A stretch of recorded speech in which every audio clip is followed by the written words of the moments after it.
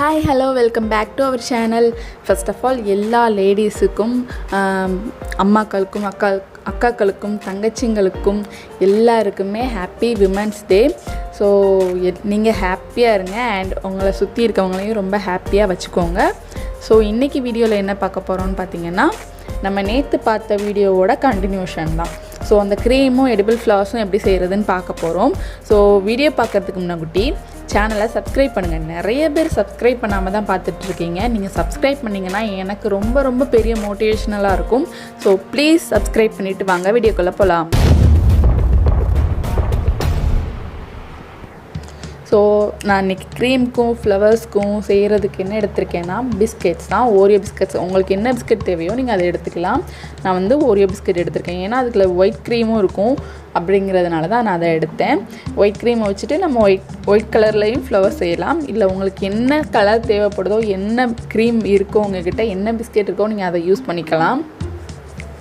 இப்போ நான் first cream தனியாக பிஸ்கெட் தனியாக பிரிக்கிறேன்.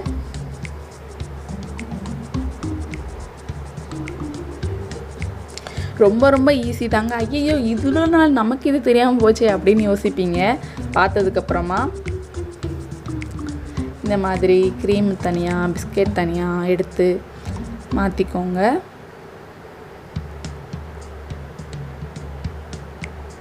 ஆக்சுவலாக 2 வீடியோவும் சேர்த்து தான் போடுறதா இருந்தேன்.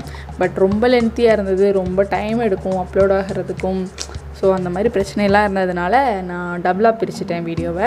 ஸோ அதுவும் நல்லது தான், இன்றைக்கி உங்களுக்கு விமன்ஸ் டே விஷ் பண்ண மாதிரியும் ஆச்சு. ஸோ நான் இப்போ வந்து 2ஐயும் பிரித்தாச்சு.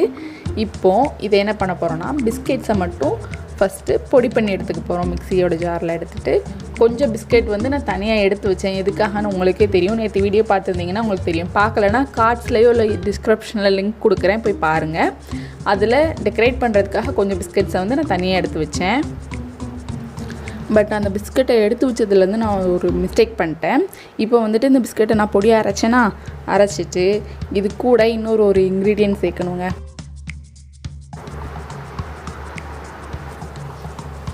இப்போ அதை நான் வந்துட்டு ஒரு சின்ன பாத்திரத்தில் மாற்றிக்கிறேன் அந்த பொடியை. அது கூட இன்னொரு இன்க்ரீடியன்ட் சேர்க்கணும் சொன்னேன்ல, அது என்னென்னா பால் தான். பால் சேர்க்கும்போது நான் அப்படியே பாத்திரத்தோடு கவுத்திட்டேன். நான் வீடியோ பார்த்துட்டு அங்கே ஊற்றுனேன்னா அது ஃபுல்லாக விழுந்துட்டு, இப்போ அதை நான் பிணையும் போது வந்து டோவாக கன்வெர்ட் பண்ணணும். பட் நான் அதை வந்துட்டு நல்லா க்ரீமியாக ஆயிடுச்சு. திருப்பியும் நான் பிஸ்கட் வாங்கிட்டு திருப்பியும் நான் அதில் கிரைண்ட் பண்ணி திருப்பியும் நான் போட்டேன். ஸோ அந்த மிஸ்டேக்கை வந்து நீங்கள் பண்ணாதீங்க. ஒரு ஸ்பூனையோ இல்லை ஒரு டேபிள் ஸ்பூன் வச்சுட்டு நீங்கள் பால் எடுத்து கொஞ்சம் கொஞ்சமாக சேர்த்துட்டு டோ மாதிரி பிசைஞ்சு எடுத்துக்கோங்க. இந்த மாதிரி இருக்கணும். அதுக்கப்புறமா இந்த மாதிரி ஒரு பேப்பர் கவர் இருந்தாலும் ஓகே, இல்லை ஒரு பால் பேக்கெட் கவர் எதுலையாவது வச்சுட்டு இந்த மாதிரி நீங்கள் ஸ்ப்ரெட் பண்ணிக்கோங்க. ஸ்ப்ரெட் பண்ணிவிட்டு ஒரு சின்னதாக ஒரு லிட்டோ இதோ ஒரு பாட்டிலோட லிட்டோ இதோ எடுத்துகிட்டு அப்படியே ரவுண்ட் ஷேப்பில் நம்ம வந்து கட் பண்ணி எடுத்துக்க போகிறோம். நம்மளுக்கு தேவையான சைஸில் எடுத்துக்கலாம். அண்ட் இந்த சைஸ் தான் கரெக்டாக இருக்கும், ஒரு லெமன் சைஸ் கரெக்டாக இருக்கும்.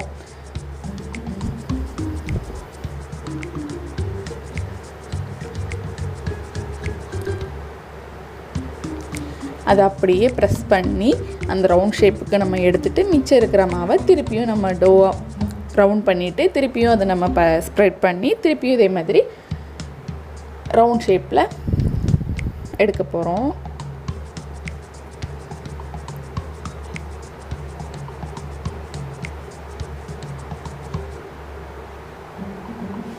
ஆனால் நான் வந்துட்டு இதில் இன்னொரு மிஸ்டேக்கும் பண்ணேன். என்னென்னா, நம்ம தேவைன்னா கொஞ்சம் மாவு வந்து அதில் போட்டுக்கலாம். அது தேய்க்கும்போது நான் அந்த பிளாக் கலர் ஒயிட் கலராக மாறிடுமோ, இல்லை கலர் சேஞ்ச் ஆகிரும், இல்லை டஸ்ட் ஏதாவது இருக்கிற மாதிரி தெரியும் அப்படிங்கிறதுனால நான் ஃபஸ்ட்டு மாவு போடலை. அதுக்கப்புறமா நான் மாவு போட்டு தேய்ச்சேன். அது வந்து அவ்வளோவா தெரியலை எனக்கு.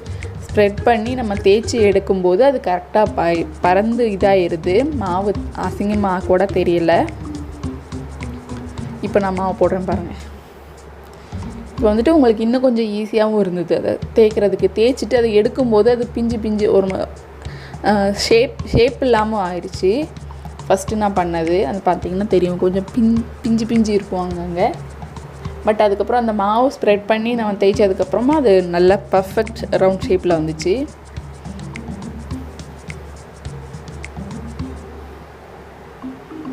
இப்போ பார்த்தீங்கன்னா உங்களுக்கு தெரியும் மேலே மேலே ஒரு 5 or 6 ரவுண்ட் ஷேப்பை வந்து அப்படியே அடுக்கிட்டு ஒன்று மேலே ஒன்று வச்சு அப்படியே அடுக்கிட்டு அதை அப்படியே ரோல் பண்ணி சென்டரில் கட் பண்ணி எடுக்க போகிறோம். நமக்கு வந்து ஒரு 6 பீஸ் வச்சு நம்ம கட் பண்ணி எடுக்கும்போது நமக்கு 2 ஃப்ளவர் வந்து ரெடி ஆயிரும்.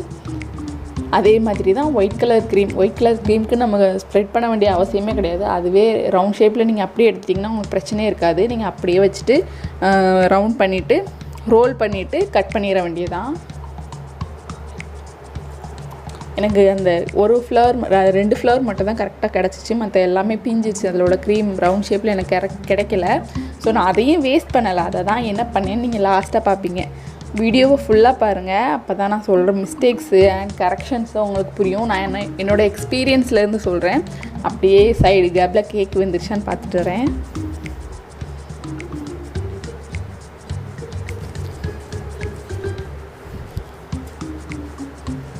இதே மாதிரி நம்ம இப்போ எல்லா ஃப்ளவர்ஸையும் ரெடி பண்ணி எடுத்துக்கிறோம்.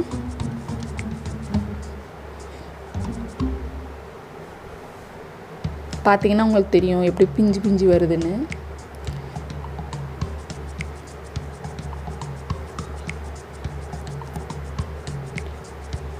பார்க்குறவங்க யாராக இருந்தாலும் சரி ப்ளீஸ் ஒரு சப்ஸ்கிரைப் பண்ணுங்கள். எனக்கு ரொம்ப பெரிய மோட்டிவேஷ்னலாக இருக்கும்.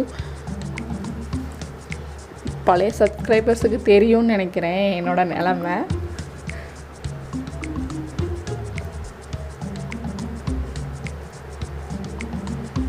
இந்த ரவுண்ட் ஷேப் கரெக்டாக வரும் பாருங்களேன். நான் வந்து மாவு ஸ்ப்ரெட் பண்ணியிருக்கேனா அப்படிங்கன்னா எப்படி டக்குன்னு எடுத்தோடனே வந்துருச்சா. அதனால் நீங்களும் மாவு ஸ்ப்ரெட் பண்ணிகிட்டே ரோல் பண்ணுங்கள். அதுதான் கரெக்டாக இருக்கும். ஸ்ப்ரெட் பண்ணுங்கள், அதுதான் கரெக்டாக இருக்கும். நான் எக்ஸ்ட்ரா அந்த ஒயிட் கலர் க்ரீமும் பிஸ்கெட்ஸும் எடுத்து வச்சுருக்கேன்ல, அது எதுக்குன்னு உங்களுக்கு தெரியுமா? அதை வச்சு தான் நம்ம க்ரீம் பண்ண போகிறோம். அது எப்படி பண்ணுறதுன்னு கொஞ்சம் வெயிட் பண்ணுங்கள். இப்போ நம்ம ஃப்ளவர்ஸ் ரெடி ஆகிடுச்சு. இப்போ நான் அதில் வந்து க்ரீம் போட்டிருக்கேன்னா அதே அந்த பாத்திரத்தில் அதில் கொஞ்சமாக மில்க் சேர்த்துக்கோங்க. ஒரு 1/2 டம்ளர் அளவுக்கு மில்க் சேர்த்துக்கோங்க. அந்த ஒயிட் கலர் க்ரீம் இருந்துச்சுல அதையும் சேர்த்துக்கோங்க. அண்ட் நம்ம பால் ஆட் பண்ணியிருக்கோம், அதனால் சுகர் கம்மியாயிடும்.